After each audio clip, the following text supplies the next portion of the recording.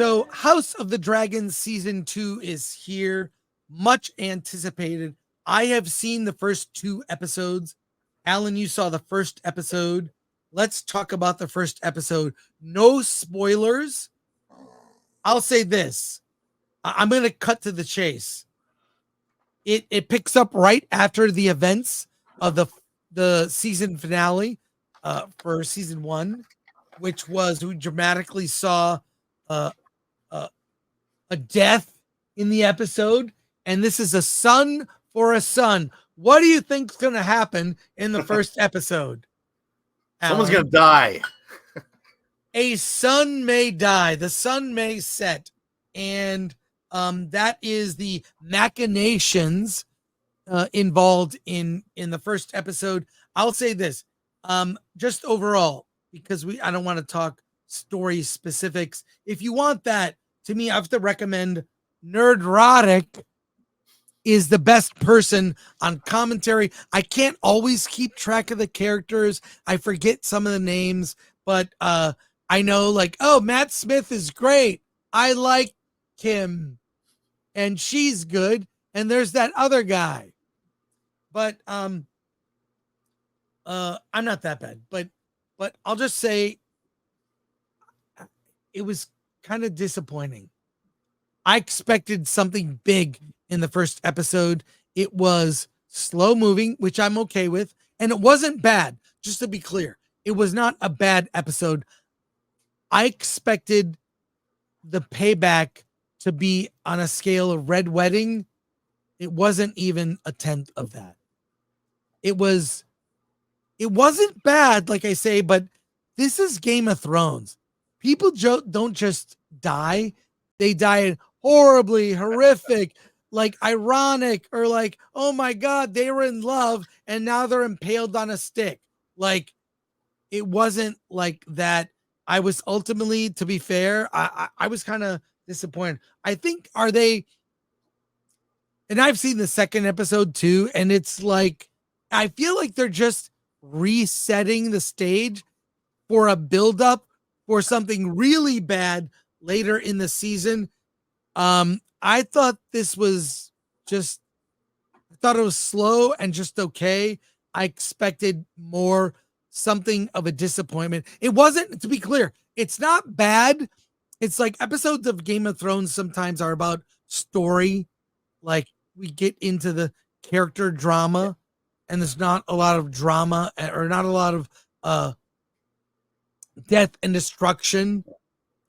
Maybe there are some. Maybe it's like because there's so much energy at the end of the first season, so much tension and buildup, and then now that we start with the second season, it just kind of resets the energy. Right, it just needs to build itself up again. That's what it did. The feeling might be having. Yeah, same. What did you think of episode 1? Yeah, so I went cold into episode 1, which meant I forgot who everyone was, and so that was me too. Yeah, a lot of episode 1 was, okay, who's this and what side are they on? And I think maybe that was the benefit of a slow episode 1 was, okay, I'm getting my orientation back. I'm kind of like, maybe I should have watched the whole first season before getting into season 2, which might be a good idea. Same here. I really felt a little lost. I should have rewatched season 1. It's okay, but all you need to know is the blacks versus the greens. The high towers. Yeah, we don't need to get racist here. The other thing is, so that the first episode is just kind of the where is everybody at? Right.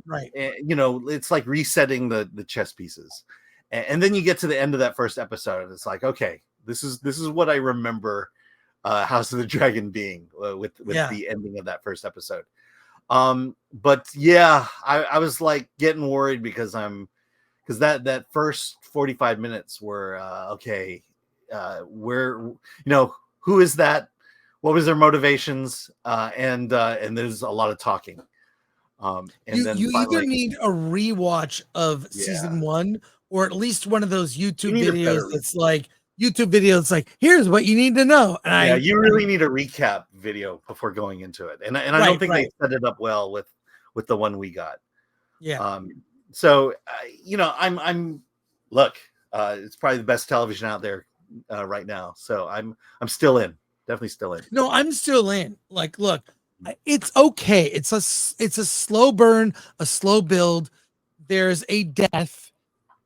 It's not hard to figure out, but it's the consequence. This is mostly dealing with the dramatic consequences of season 1. So a lot of it is, well, there's one thing like Aemon Targaryen that's uh the he's is it Aemon? I'm so lost. You're asking me, is it a chubby white haired guy or is it Matt Smith? Yeah, exactly. There is what I did like is there's a black character whose name is Alan. Yep. That's right. Did you notice that? I did notice that. Did you feel represented? Like me, handsome, and it's strapping. Anyways, there is a son that is killed. I'll leave it. What? Whatever. Oh my gosh. No surprise. And somehow a rat catcher is involved. And what Aemon does is kills all the rat catchers to get revenge. And thinking, why did you just do that? You just alienated the families. They have sons and daughters. You can't kill every rat catcher in the city just because one was responsible for these terrible actions. So it's really everyone making bad choices. I will say this: Olivia Cook as Allison Hightower. There's some sex scenes, pretty good. Pretty good. But I wish she would make the same sacrifices that Lena Dunham made. Yes. Yes. I'm not a hot phobe at all. But I will say it's just a reset episode. A lot of what's happening is we're trying to get these people on our side. The one thing that I thought was interesting was you see the Stark family going to the wall. I don't know how the wall plays in, but you meet young Stark going to the wall. So that's a big it's just a lot of the first 2 episodes is setup. So I'm confused. I'm not. By the way, Joseph, thank you. Aemon is the eye patch dude. Yeah, Aemon. Yeah. Sorry about that. The eye patch dude.